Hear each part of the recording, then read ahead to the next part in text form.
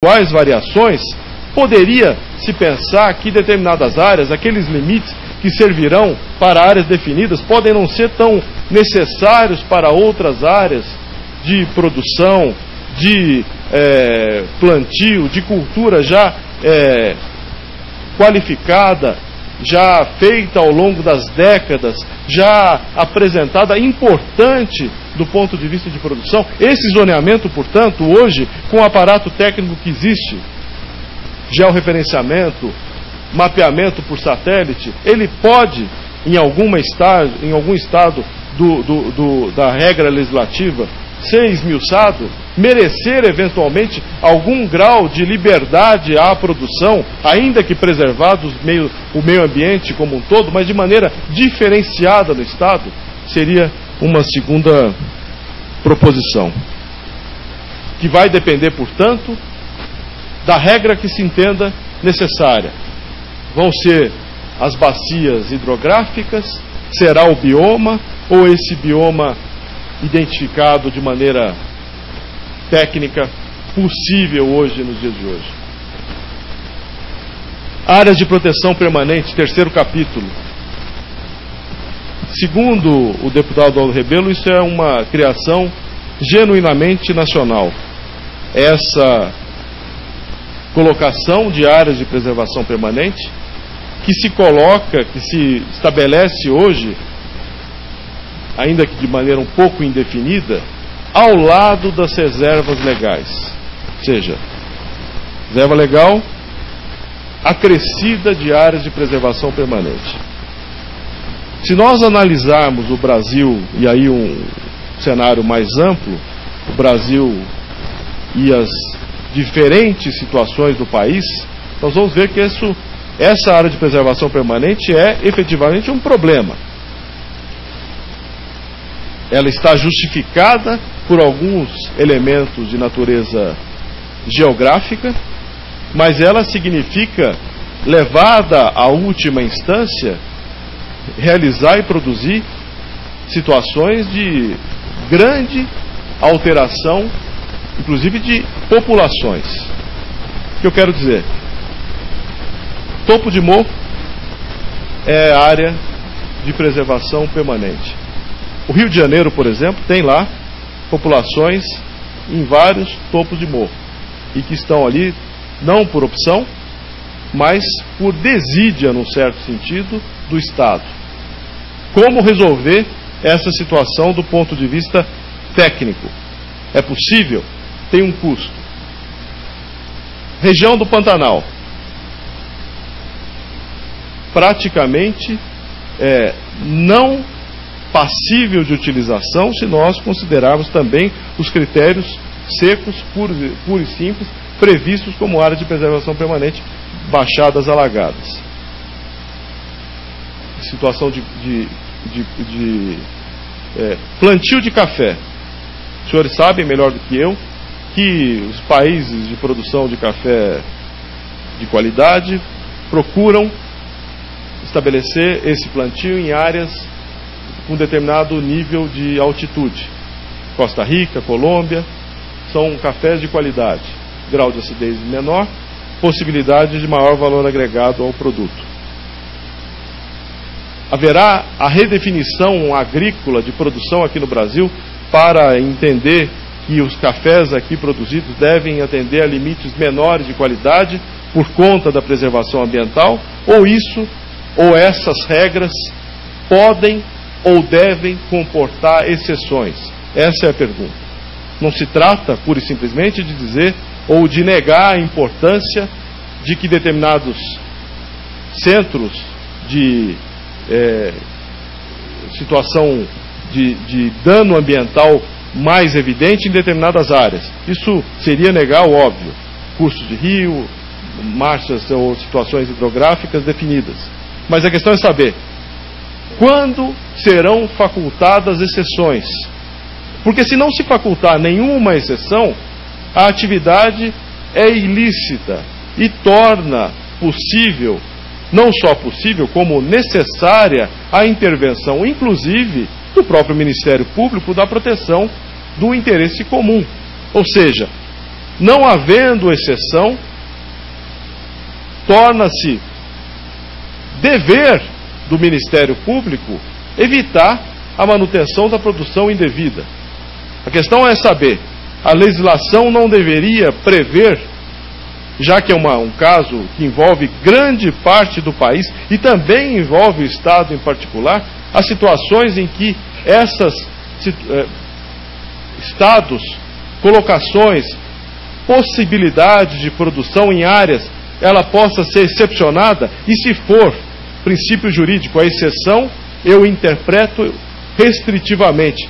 Quais são os casos de exceção onde se poderia permitir, eventualmente, produção em áreas de preservação permanente, como existe hoje e que foi, de uma forma ou de outra, reconhecido no Código Florestal. Além disso, outra colocação, se as áreas de preservação permanente e as reservas florestais, elas deverão ou não ser consideradas de maneira global, ou deverão manter essa segregação como existe.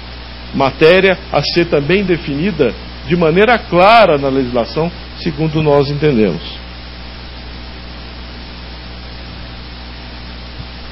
O que se coloca em relação a isso fundamentalmente dá o caminho e o resultado num outro problema também extremamente grave. O descumprimento de normas ambientais gera ao titular da propriedade ou ao realizador do ilícito situações de responsabilidade civil. Ele deverá ressarcir o patrimônio público pelo descumprimento da norma ambiental. A quem caberá esse ressarcimento? É uma questão que se coloca de maneira séria. Os senhores sabem disso já. Não é necessariamente aquele que produziu o dano, porque o dano pode ter sido produzido há décadas atrás. E haverá, independentemente disso, a necessidade de corrigir o dano, ainda mais quando há possibilidade jurídica para tanto. Terrenos contaminados, por exemplo. Quem fará a descontaminação? O titular atual das áreas. Em que limites? Em que proporções? De que forma poderá buscar o ressarcimento daquele que produziu? Daquele responsável?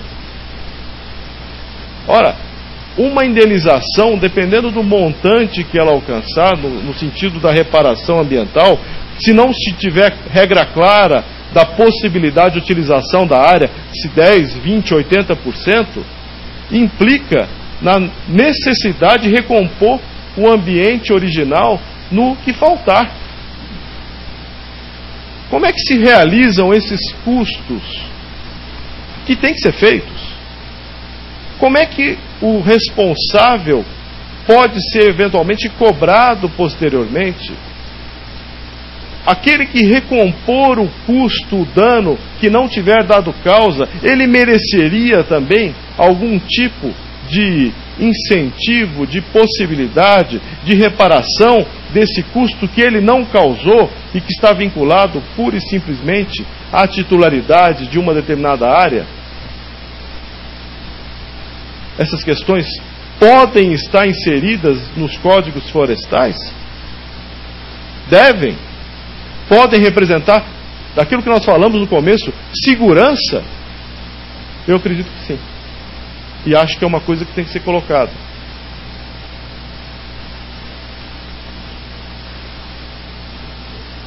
Existem, para tanto, as chamadas compensações ambientais. Como é que elas podem se realizar? Pode-se considerar um critério mais definido dessa compensação? É uma matéria que deve ser pensada antes. Vamos também pensar, entender o seguinte: aquilo que não estiver colocado na lei, vai estar sujeito a um maior grau de interpretação das partes envolvidas, do Ministério Público, do juiz. Para onde vai isso? Não atenderia a todos esses grupos envolvidos?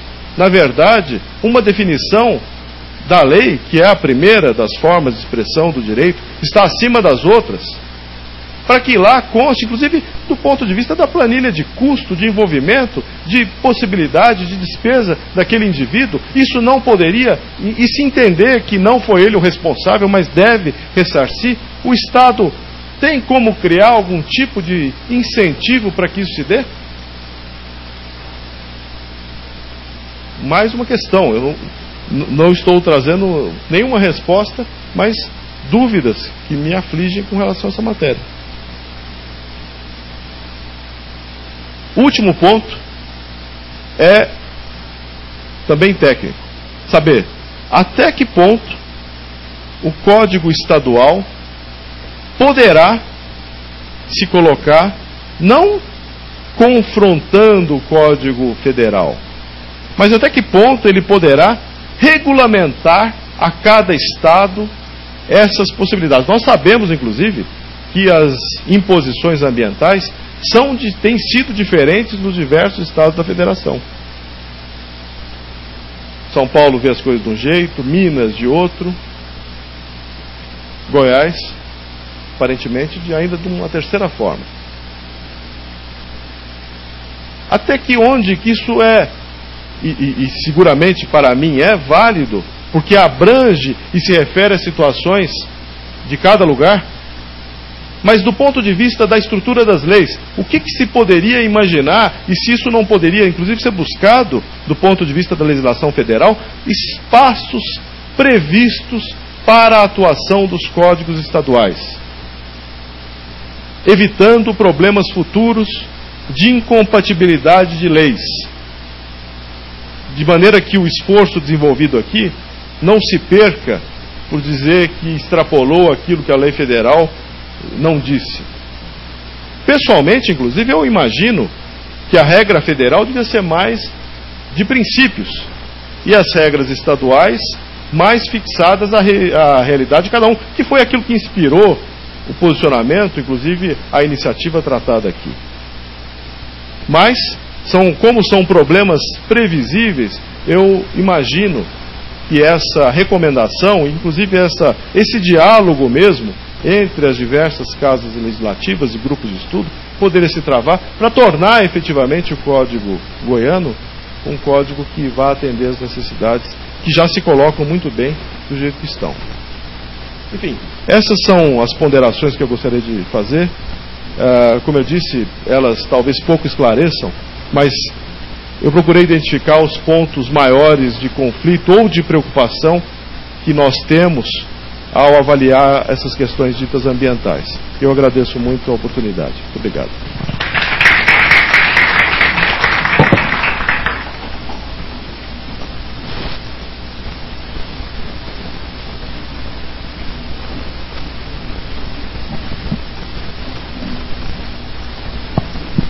Senhoras e senhores, o espaço agora primeiro para agradecer ao professor Fernando pela brilhante palestra. Eu acredito que nós, goianos e compromissados com o estudo do direito ambiental e do direito agrário, estávamos precisando refletir mais sobre as posturas que o senhor hoje nos trouxe. Eu particularmente tenho maior simpatia por maioria delas, entretanto o debate que envolve o direito ambiental, o direito agrário, ele é eminentemente democrático, assim como o nosso Estado. E eu sei que o senhor tem mais 20 minutos aqui para até então ir voltar novamente ao aeroporto. Acho que vai ficar mais tempo hoje no